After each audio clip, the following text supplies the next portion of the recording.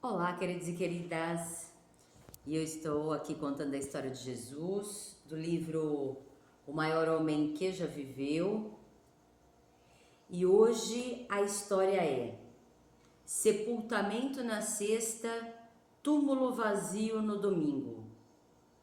A tarde de sexta-feira está avançada e o sábado de 15 de Nissan começará com o pôr do sol.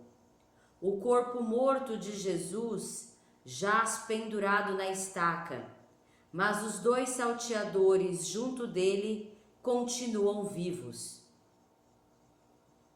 A tarde de sexta-feira é chamada de preparação, porque nessa ocasião as pessoas preparam refeições e terminam quaisquer outros trabalhos urgentes que não podem esperar até depois do sábado. O sábado, que está prestes a começar, não é apenas um sábado regular, o sétimo dia da semana, mas é também um sábado duplo ou grande, entre aspas. É assim chamado porque o dia 15 de Nissan, o primeiro dia da festividade dos pães não fermentados, de 7 dias, e sempre um dia sabático, não importando em que dia da semana caia, coincide com o sábado regular. Segundo a lei de Deus, cadáveres não devem ficar pendurados nas estacas de um dia para outro, de modo que os judeus pedem a Pilatos que se apresse a morte dos que estão sendo executados, por se lhes quebrar as pernas. Os soldados, portanto, quebram as pernas dos dois salteadores, mas visto que Jesus parece estar morto, suas pernas não são quebradas. Isso cumpre o texto: nenhum osso seu será esmagado. Contudo, para eliminar qualquer dúvida de que Jesus esteja realmente morto, um dos soldados fura-lhe o lado com uma lança. A lança penetra a região do coração e imediatamente sai sangue e água. O apóstolo João, que é testemunha ocular, relata que isto cumpre outro texto: olharão para aquele a quem traspassaram.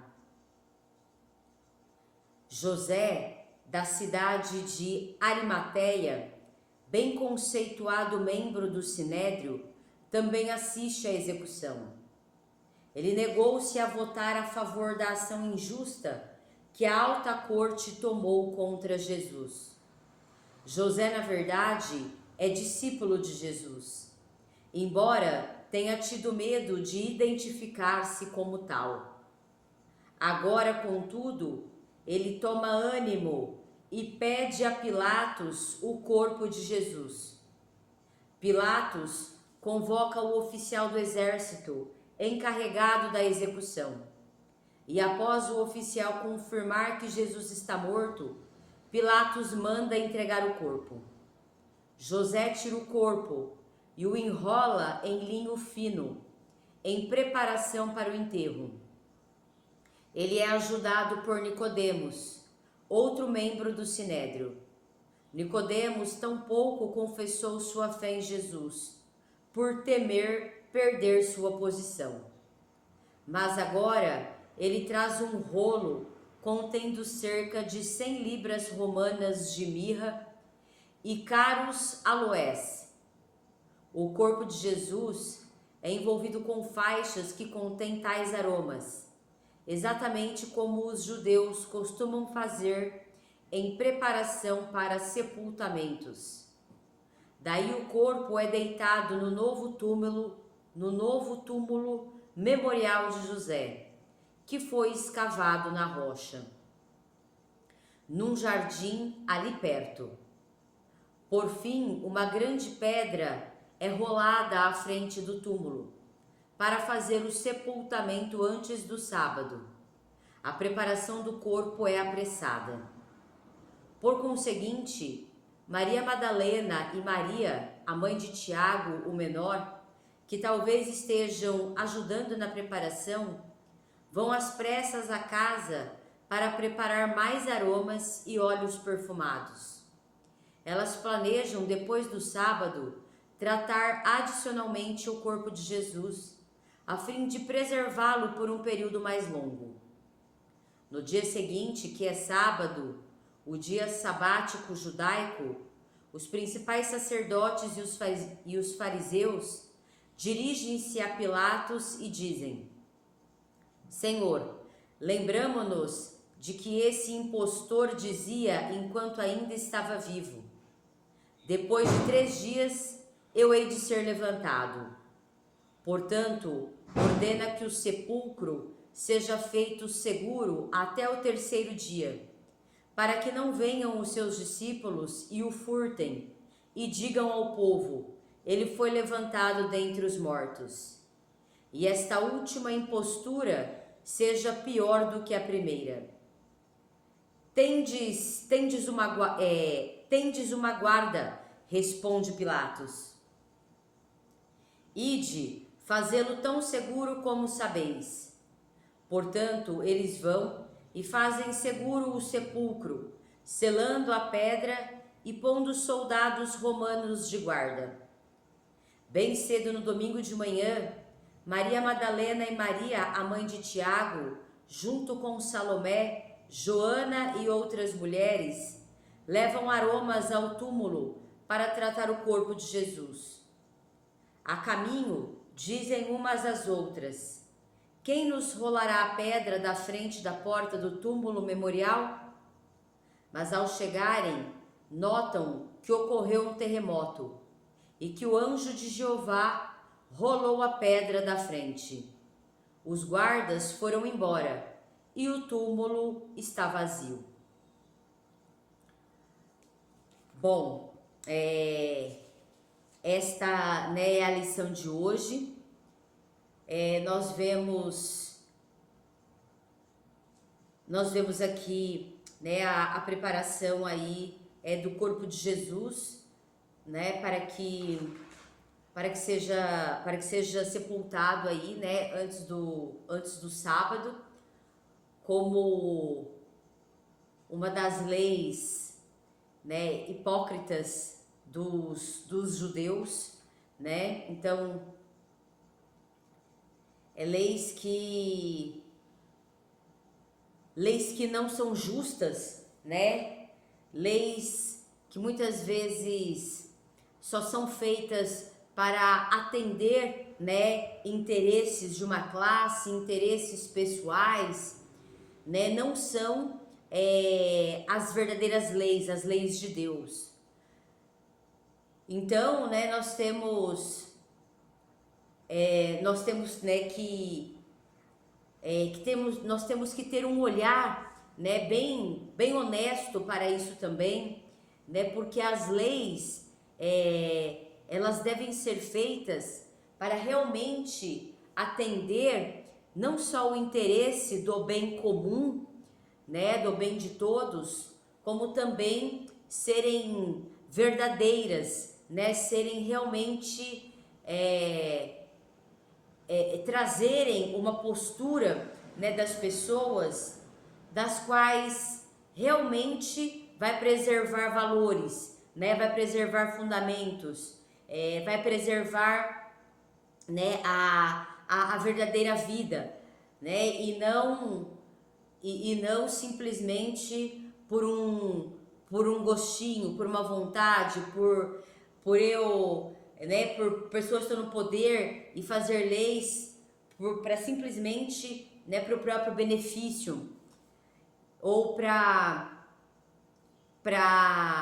querer, né, afirmar um poder de um lugar totalmente injusto, né, simplesmente de um lugar da soberba, né, então da arrogância, né, de um lugar realmente vazio, né, e onde muitas vezes, né, vai trazer prejuízos, né, ao bem comum, né, porque todo lugar de todo lugar onde a gente age, né, de um lugar vazio, sem realmente uma motivação justa, né, sem realmente motivos verdadeiros e justos, né, levam realmente assim, uma grande maioria das pessoas, né, a prejuízos, né, a destruição. E não só a grande maioria das pessoas, mas também, né, chega o momento daqueles que a fizeram, né, sofrerem aí as consequências, né, inevitáveis, que é uma das leis realmente da vida, né?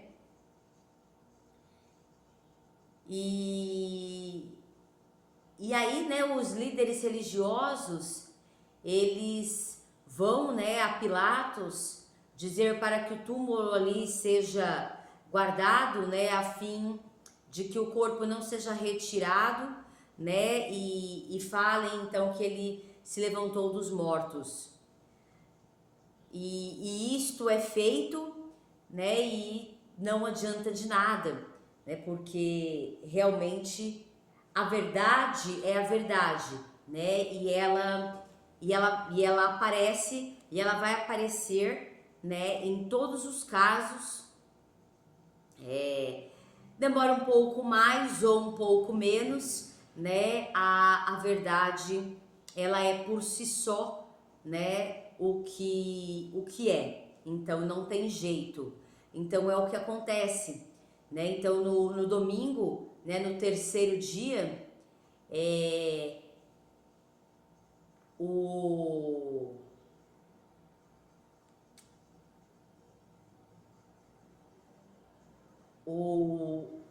os anjos, né, o anjo de Deus, né, rola então a pedra, né, da frente do túmulo, porque não tem nada de físico, de força física, né, que impediria, né, realmente a verdade, realmente o que é muito maior, né, do que simplesmente o físico, né? Então, os guardas com certeza foram embora, né, amedrontados por nada poderem fazer, né? E o túmulo realmente ali está vazio, né? Jesus, ele vem mostrar, né, uma das maiores verdades, né, das leis de Deus, que é a verdade da verdadeira vida e da vida eterna, né? Ou seja, o nosso corpo físico, né, ele é animado, ele tem a vida devido ao nosso espírito, né, ao nosso espírito que é imortal. No entanto, né, esta imortalidade, a força desse espírito, a vida desse espírito, ele realmente, o caminho, né, para esta vida, não só na matéria, né, como para além dela, é realmente o caminho que Jesus nos trouxe, né? Este caminho para a vida, tanto na matéria, né, quanto dos nossos valores, né, espirituais, quanto da nossa mentalidade, né, da nossa mente e dos nossos sentimentos, né, do nosso coração, né, onde aí ele está vibrando. E porque onde ele está vibrando, né, é o que realmente a gente vai viver. Então, por isso a importância, né, da mudança da nossa mentalidade e a importância da cura, da libertação dos traumas e das questões do passado mal resolvidas, né, ou de medos e culpas que não são verdadeiras, né, que foram colocadas a título de reprodução mesmo, né, automática, inconsciente de uma educação de geração para geração, né, ou ou a título mesmo de fazer com que a criança pare com aquela atitude, né? Enfim, os motivos, né, são vários e muitas das vezes não teriam nem motivos, mas enfim. Por isso a gente não vai, no caso de olhar para o nosso passado, entrar no julgamento de motivos, porque não vai adiantar. Se quando a gente entra em histórias do passado, assim, por exemplo, lá da infância, né, por que fez isso comigo, tal, né, isso não vai adiantar. No presente, sim, a gente tem de ver pelo qual motivos e objetivos nós estamos fazendo as coisas, né? Qual que é a motivação, né? Para a gente realmente seguir pelo motivo certo, pelo motivo justo, né? Mas este olhar para o passado, para realmente acontecer esta cura, vai ter que ser um olhar realmente com este amor incondicional que Jesus nos trouxe.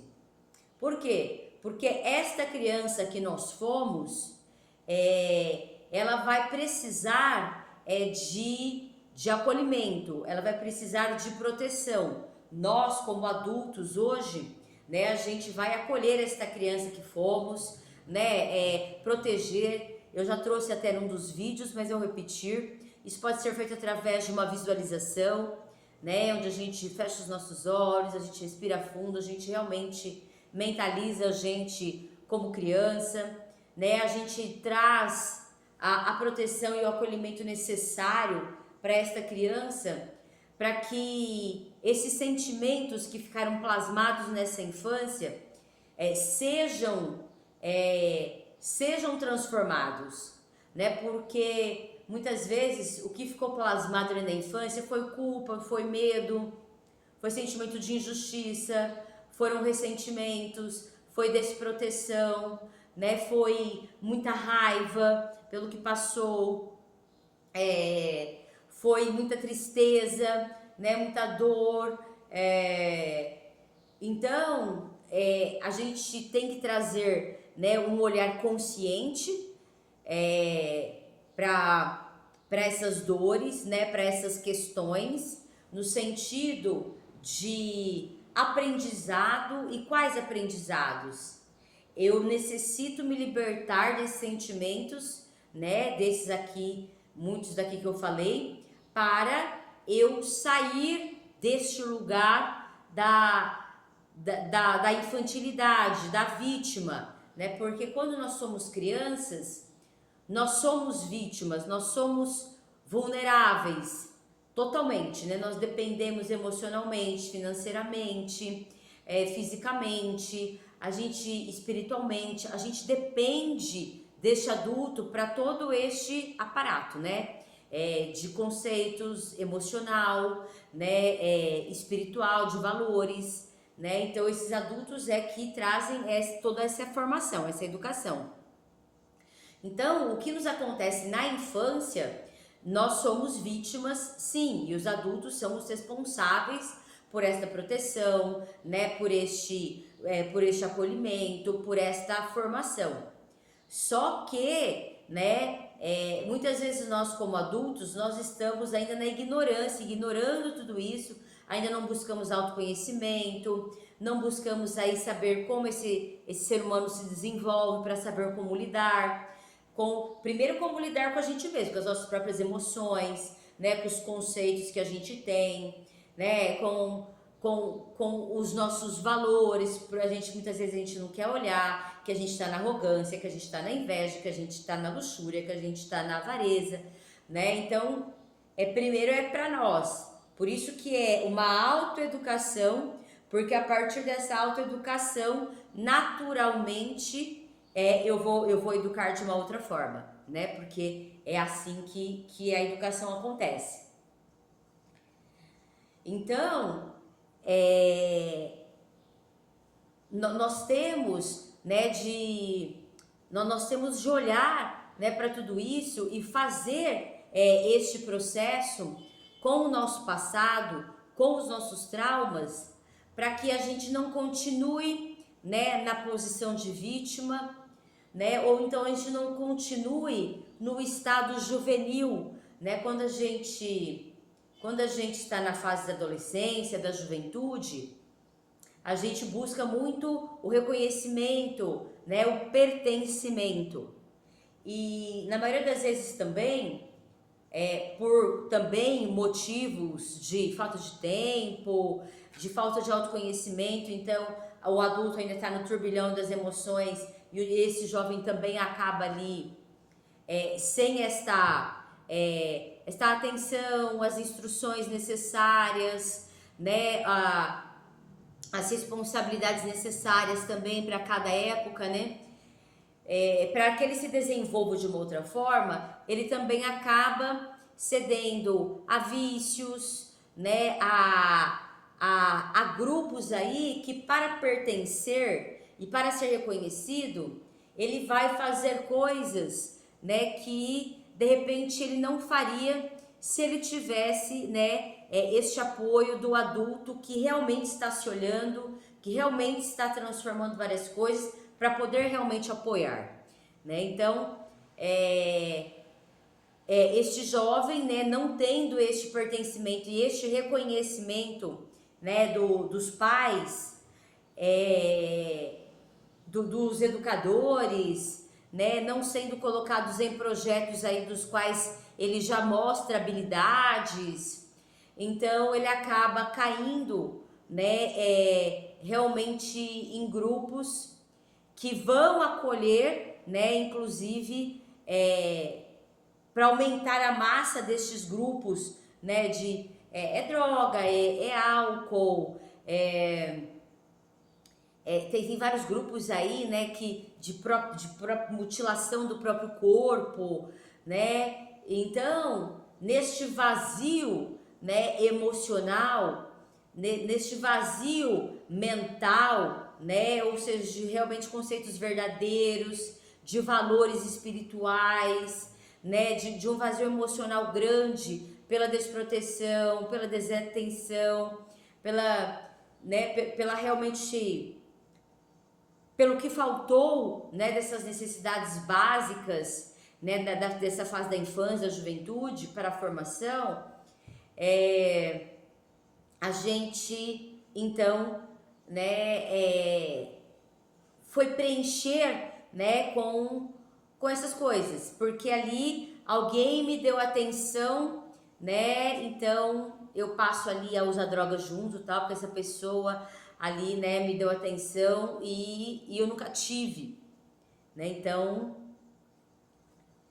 o olhar é esse, né, gente, para os nossos valores espirituais, né, para as nossas crenças mentais, né, os nossos conceitos que foram formados ali atrás de forma equivocada, né, de medos inverídicos, de culpas ilegítimas, né, de olhar para o nosso emocional, para as prisões emocionais que nós estamos, né? Então a mente e o coração ali estão sendo, né, formados nessa infância, nessa juventude. Então nós temos que ter um olhar também para a transformação deste passado, né, do que foi negativo neste passado. E este olhar acolhedor e este olhar consciente, né, de que essas pessoas ali que nos educaram, que nos formaram, também não tinham este conhecimento, esta consciência, a maturidade naquele momento para uma formação, né, mais afetuosa, assim, realmente preenchendo um pouco mais as necessidades, né? Muitas vezes a gente ali atrás nem sabia, né, dessas necessidades aí do ser humano, a gente, né, vivia no automático, né? Hoje em dia nós temos aí este boom que aconteceu realmente de consciência, né, de informações e de conhecimento sobre isso, né? Antes eram poucas pessoas, né, perto da grande maioria que tinha esse tipo de conhecimento. Então, este olhar também consciente de que foi assim, né, não tem como mudar o passado, a consciência foi essa, né, mas eu posso mudar agora. eu posso transformar, né, tudo isso, o olhar que nós devemos ter, né, porque senão a gente vai querer se libertar de prisões emocionais, mas vai cair no julgamento, né, vai cair numa crítica excessiva para aqueles, né, para aqueles que deveriam ter feito coisas no passado que não fizeram, né, ou enfim, aí não é também, não vai sair do ciclo, né, vicioso de julgamento, de crítica, aí de culpar o outro, né, então da culpa. Então realmente é esse olhar, né, libertador, inclusive nesses aspectos, né, e o que precisar e o que puder ser resolvido através de um diálogo, né, com os pais, com educadores, com as pessoas ali das quais, né, ficaram todas essas questões mal resolvidas, né, por inconsciência, né, por diversos motivos, porque aí os motivos ali do passado já, né, não mais interessam.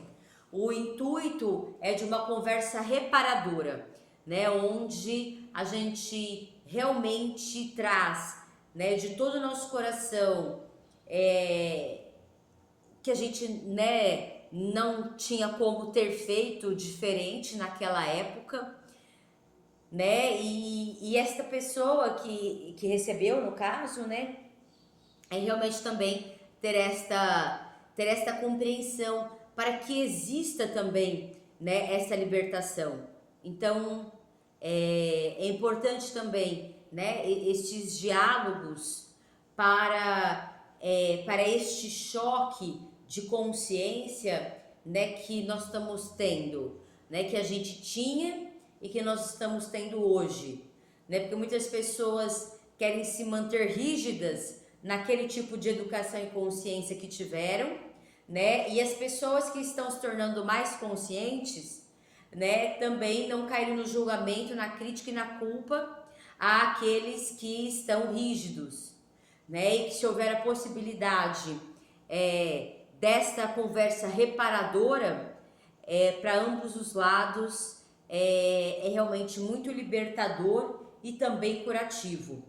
Mas se não houver a possibilidade, né, pela rigidez, por, né, eu nasci assim, eu cresci assim, vou morrer assim, você faz a sua parte, né, da mudança, de mudar a si próprio, de mudar os seus conceitos, as suas atitudes, de realmente abrir mão, né, de sentimentos aí de mágoa, de ressentimento, de culpas, de julgamentos, né, desses sentimentos que ficaram plasmados ali na infância, né, de injustiça, de desproteção, de ódio, de raivas, né, e não reprimindo esses sentimentos, mas se libertando, deixando esses sentimentos virem, a gente expressando eles de forma consciente, né? Então eu deixo a raiva vir, eu soco um travesseiro, eu vou correr, eu vou pôr para fora, né? Isso de forma consciente e não de violência sobre o outro, né? Nem de violência verbal, nem física sobre o outro, ou sobre um vulnerável, né? Então eu vou expressando esses sentimentos que ficaram reprimidos em mim de forma consciente, vou trazendo consciência para mim mesmo, né? E vou fazendo esse processo para que realmente exista a ressurreição de nós mesmos, né? Ou seja, a gente deixa morrer tudo aquilo que ficou de ódio, de mágoas, de ressentimentos, de medos, de culpas. Eu tô falando de medos reais, né, gente? Tipo, vou enfrentar um leão ali. Lógico que vai dar medo e eu vou tentar sair correndo e me proteger, né? Falando de medos que foram colocados, né? O homem do saco vai vir te pegar. Você vai cair aí, vai morrer. Você vai, sabe, né? Coisas que eram medos colocados para tipo só para criança vir e ir embora, entendeu? Então, a gente tem que desmentir, né, esses medos e realmente se colocar aí, né, na verdade, tanto para nós, né, quanto é o que eu falei, se houver a oportunidade, a possibilidade de conversas reparadoras, também é extremamente libertador, né? Então, e isso, né, ninguém pode te impedir de fazer, né? Você está fazendo uma mudança interna, você está realmente fazendo o que você deve fazer, né? Então que a gente realmente faça o que a gente deve fazer, por mais difícil que seja, né? Inicialmente é muito difícil, né? A gente não consegue se colocar, a gente, né? A gente carrega aquilo ali há tanto tempo que a gente normalizou, a gente acha que a gente tem que carregar mesmo, que a gente não pode ir além, né? Por causa das pessoas ao redor, por causa de pai, mãe, família, ou pessoas ali que existe um vínculo afetivo, né? Mas daí a gente tem que persistir, né? E a gente tem de ir fazendo esta mudança para que a gente realmente saia, né? Das posições de vítima, que é quando a gente está preso ali na infância, né? Ou de uma arrogância, ou de vingança, quando a gente está preso ali na juventude, na adolescência, né? Porque a gente também não teve o pertencimento, o reconhecimento necessário, então a gente acaba na raiva, né, contra os nossos pais, né, e acaba nessa postura de vingança, mesmo inconsciente, né, ou de arrogância, né, então que a gente olhe para esses lugares para que a gente realmente entre, né, no mundo adulto, né, de consciência, né, de responsabilidades, de, de, de amor próprio, né, de saber desse amor de Deus por nós mesmos, né, e que seres humanos erram sim, né, e nós erramos muito, acabar com qualquer tipo de idolatria, né, por seres humanos, pai, mãe, seja quem for, né, políticos, religiosos, não, né, a gente realmente ter essa consciência do amor de Deus por nós, né, e a gente tendo consciência desse amor, né, a gente também tem um amor por nós, onde a gente vai se cuidar, a gente vai se amar e a gente vai fazer o que tem de ser feito, né? A gente não vai se destruir através de vícios, através de, né, da toda a falta aí de valores espirituais que a gente trouxe, né, ou de mágoas, de ressentimentos, onde muitas vezes leva para o caminho da autodestruição, né, ou de querer prejudicar o outro. Então, né, é um processo, né, eu tô fazendo esse caminho, que a gente faça, né, este caminho e a libertação vai acontecendo aos poucos, né, é um processo contínuo mesmo, né, cada vez que você rompe com um padrão, a gente vai se deparar com outro, né, e outro, e a gente vai neste crescimento, né? Eu falo subindo realmente os degraus da vida, né? Da maturidade, da consciência, da própria evolução, né? Que muitas vezes, como eu falei, a gente está preso ali na infância, na adolescência, né? Na juventude. Então é isso, né? Que a gente faça aí o processo, né? E saiba que ele é realmente um processo contínuo, né? Que a gente não caia na ansiedade ou numa rigidez também de que, eu fiz isso, não preciso fazer mais nada, né? Sabe que a gente sabe que é um dia a dia, né? Que é uma constância, que é uma persistência aí para que a gente realmente mude, né? a forma que a gente olha as coisas, pensa, sente, né, haja, se comporte, né, nossa postura aí mediante a vida, né, as relações e, e a nós mesmos, né, e também primeiramente a Deus, né, de ver, de perceber e de se direcionar aí para tudo, né, que Ele trouxe aí pra gente se transformar, fazer acontecer. E é isso. Se você gostou, deixe seu like, compartilhe com pessoas aí que você sabe que queiram o exemplo de Jesus aí nas suas vidas. E se você quiser receber mais do meu conteúdo, se inscreva no canal e ative o sininho aí para mais notificações. Um grande beijo, um grande abraço e até a próxima.